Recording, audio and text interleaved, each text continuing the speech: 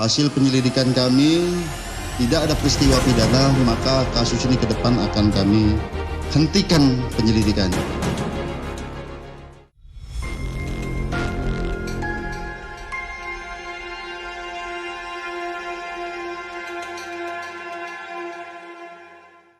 Halo Sobat Investigasi, selamat datang di channel MN Files. Masih ingat dengan kasus keluarga di Kalideres yang penuh dengan teka-teki? Di hari Jumat, tanggal 9 Desember tahun 2022, pihak kepolisian merilis pernyataan bahwa kasus tersebut dihentikan penyelidikannya. Apa alasan kuat yang mendasari pernyataan tersebut? Lebih jelasnya, mari kita buka filenya berikut ini. Dalam rilis pers tersebut, Direktur Reskrimum Polda Metro Jaya, Kombes Pol Hengki Haryadi, mengungkapkan bahwa kasus Kalideres ini menerapkan metode penyelidikan Scientific Crime Investigation dengan berkolaborasi bersama para ahli yang kompeten di bidangnya untuk mengungkapkan kebenaran melalui analisa yang cermat dan akurat, sehingga dibutuhkan waktu yang cukup lama. Pemaparan hasil pemeriksaan disampaikan oleh para ahli. Berikut ini hasilnya. Pertama, Kabid Kimiofor Puslapor Polri, Kombes Wahyu Marsudi, pada tanggal 10 November tahun 2022 melalui pemeriksaan menyeluruh baik dari pemeriksaan kondisi TKP hingga pemeriksaan toksikologi ditemukan bahwa tidak didapati adanya orang lain yang masuk ke dalam rumah. Berdasarkan temuan, diantaranya tidak ada kerusakan di TKP, tidak ditemukan percikan darah, serta didukung temuan akses masuk ke rumah dan kamar depan yang terkunci dari dalam. Benar adanya bahwa jenazah yang ditemukan sesuai dengan KTP maupun DNA keluarga yang masih hidup. Tidak ditemukan bahan berbahaya seperti pestisida, arsenik, sianida, maupun bahan berbahaya lainnya pada tubuh keempat anggota keluarga. Namun pada organ hepar atau hati milik Reni ditemukan kandungan amoksifen, yaitu obat untuk penderita kanker payudara. Temuan ini selaras dengan temuan di TKP, yaitu cairan bening yang mana setelah dicek juga mengandung amoksifen. Kedua, Ketua Umum Perhimpunan Dokter Forensik Indonesia, Dr. Ade Firmansyah, yang didampingi oleh Dr. Asri. Tim Kedokteran Forensik RSCM bekerjasama dengan Rumah Sakit Polri Bayangkara dalam hal ini untuk mengetahui waktu kematian keempat anggota keluarga. Dapat disimpulkan bahwa urutan kematiannya yaitu pertama, Rudianto Gunawan dengan sebab kematian gangguan saluran cerna. Kedua, Reni Margareta dengan sebab kematian gangguan saluran cerna dan kelainan pada payudara. Ketiga, Budianto Gunawan dengan sebab kematian serangan jantung baru atau akut.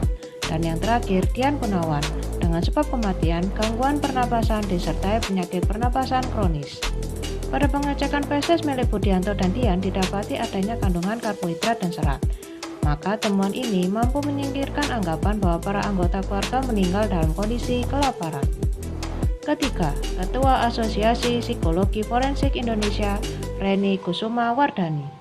Tim Amsifor dalam hal ini melakukan autopsi psikologi untuk melihat penyebab kematian dengan melihat latar belakang para anggota keluarga dari aspek psikologi maupun perilaku kehidupannya.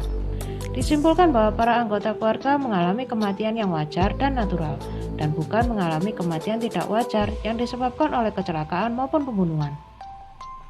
Alasan mengapa jenazah Rudianto tidak dimakamkan bisa disebabkan karena faktor ekonomi, yang mana mengacu pada bukti buku tabungan yang tidak ditemukan adanya aliran dana dalam beberapa bulan terakhir. Selain itu, pihak keluarga sendiri urung meminta bantuan kepada kerabat maupun anggota keluarga lain, karena komunikasi yang sudah terputus cukup lama. Alasan tidak dimakamkannya jenazah Reni mengacu pada sikap putri beliau yaitu Dian, yang mana terbangun sebuah situasi pathological grieving, yaitu membangun suatu keyakinan seolah-olah ibunya masih hidup, meski secara rasional Dian tahu kalau ibunya sudah meninggal.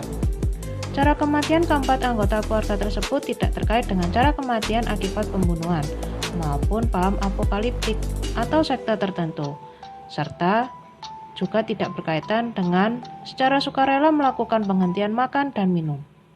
Urutan kematian keempatnya tidak hanya dinilai berdasarkan temuan perilaku, namun juga temuan fakta adanya penarikan dana bulan Desember dan Januari yang besar secara berkala.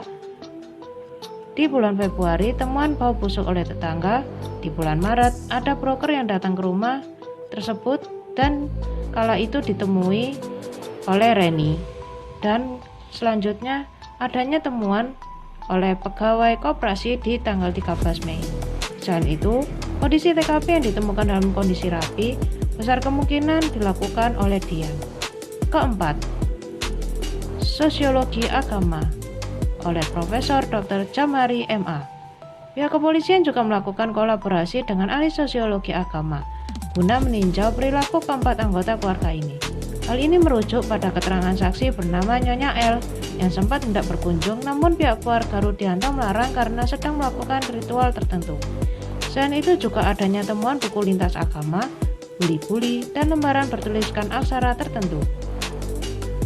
Maka ditemukan fakta bahwa keluarga Rudianto dikenal tertutup dan suka mengisolasi diri di rumah. Namun kondisi ini bukanlah kondisi yang baru, apalagi didukung dengan kondisi pandemi saat ini. Ditemukannya buku-buku di TKP, yaitu buku agama Kristen, Islam, dan Buddha. Tidak ada yang aneh dan istimewa dari buku-buku tersebut karena mudah diperoleh di pasaran.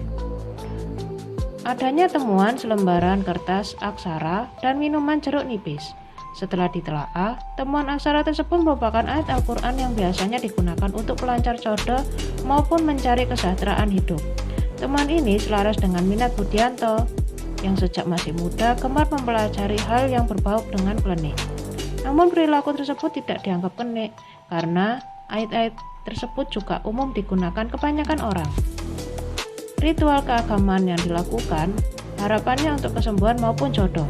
Jadi, tidak ada paham apokaliptik maupun indikasi akan pengikut sekte tertentu.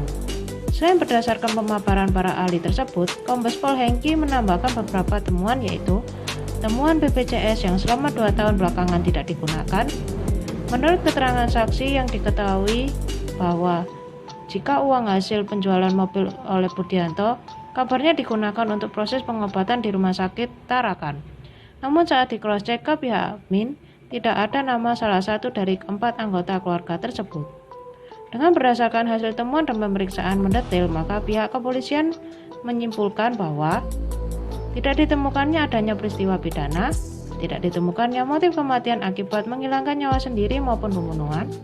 Kematian keempat anggota keluarga Rudianto adalah kematian wajar dalam kondisi yang tidak wajar. Namun pakar psikologi forensik Reza Indragiri Amril menilai sejumlah kejanggalan masih belum terungkap dari kasus ini, yaitu seperti pertama, waktu kematian. Diungkapkan sebelumnya bahwa waktu kematian keempat anggota keluarga di Kalideres berbeda-beda. Reza menduga ada upaya pembiaran oleh salah satu anggota keluarga. Kedua, sudah sepakat untuk mengakhiri hidup. Satu keluarga ini sudah bersepakat untuk mengakhiri hidupnya. Kemudian pihak lain dilarang untuk membantu maupun memberikan pertolongan. Menurut Reza, hal ini termasuk dalam perbuatan pidana. Bila mana ada tindak pidana dalam kejadian ini, proses hukum sulit dilanjutkan sebab Indonesia tidak mengenal posthumous trial atau persidangan terhadap orang yang sudah meninggal. Reza menyebutkan bahwa kasus kematian satu keluarga di Kalideres ini memungkinkan untuk dibuka kembali jika ditemukan adanya bukti baru. Namun jika kita melihat keterangan akhir dari Kombes Pol Hengki bahwa sepanjang penyelidikan tidak ditemukan bukti yang mengindikasikan tindak pidana, sedangkan bila mana ada indikasi tersebut, maka dibutuhkan 2 alat bukti yang mendukung. Ketiga, kematian yang disebut wajar. Reza menyebutkan secara ilmiah dan universal penyebab kematian itu disebut dengan kode N yang berarti natural atau alami, kode A yang berarti accident atau kecelakaan, kode S yang berarti suicide atau penghilangan nyawa sendiri, dan kode H yang berarti homicide atau pembunuhan. Menurutnya polisi harus menyebut dengan kode tersebut, bukan diksi wajar atau tidak wajar. Mengetahui fakta bahwa keluarga Rudianto meninggal karena sakit, baik Asyung selaku ketua RT setempat maupun para tetangga sangat menyayangkan hal ini. Seandainya saja pihak keluarga Rudianto mau bercerita akan situasi yang dihadapi, setidaknya Budianto dan Dian mungkin bisa terselamatkan. Meski begitu, para tetangga merasa lega dengan terungkapnya misteri penyebab kematian keluarga Rudianto. Asyung yang selaku ketua RT setempat memberikan apresiasi kepada pihak kepolisian atas usahanya dalam mengungkap fakta dari kasus ini. Pesan dari Kombes Pol Hengki kepada masyarakat berkaitan dengan kasus ini, pertama, bila masyarakat nantinya menemukan kejadian serupa seperti ini, agar sterilitas TKP tetap terjaga. Hal ini disampaikannya berdasarkan temuan siraman kopi yang dilakukan warga saat masuk ke TKP Kalideres. Meski niatnya baik, namun sedikit mempersulit proses penyelidikan. 2. Jangan mudah mempercayai asumsi dini, sehingga mengabaikan bukti yang dapat mengungkap kebenaran sebuah kasus. Jadi, bagaimana pendapat sobat mengenai kasus ini? Silakan tuliskan tanggapan kalian di kolom komentar. Sekian investigasi kali ini, jangan lupa untuk like, share, dan subscribe. Terima kasih dan sampai jumpa di video selanjutnya.